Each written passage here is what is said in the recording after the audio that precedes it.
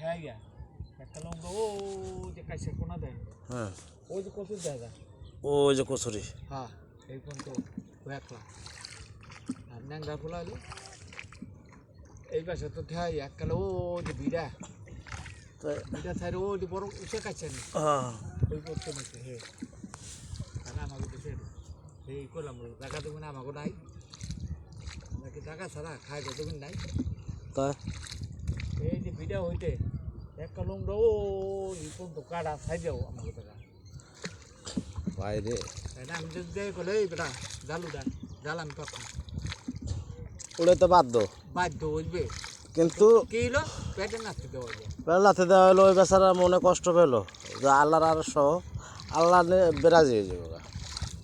আল্লাহ পরপানি বেরাজি হয়ে যাবে গা। কিন্তু এই বিবেক বুদ্ধি তো নাই সব মানুষের এই বিবেক বুদ্ধি নাই।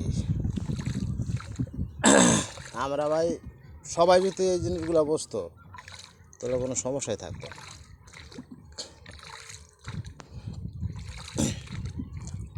এই ছোটোর না বড় হয়েছি, কোনো হিংসা নেই, অহংকার নেই, কারোর সাথে জরগা নেই, কেসাল নেই, কোনো যাই ঝামেলা নেই। আমার কথা 2 দিনের দুনিয়া নিঃশেষে বিশ্বাস নেই, কোন সময় মরে যায় ঠিক আছে এই যে আইছেন বাড়ি দেবেন আপনি কোনো সিকিউরিটি আছে না।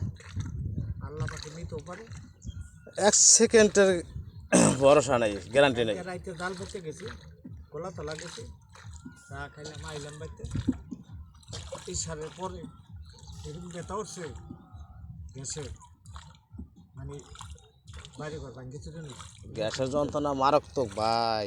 আমি 30,000 টাকা দিয়েছি। কিন্তু ডাক্তার ফোন দিছি ওষুধ দামছে ওষুধ খাইছি মতন হয়েছে সকালে।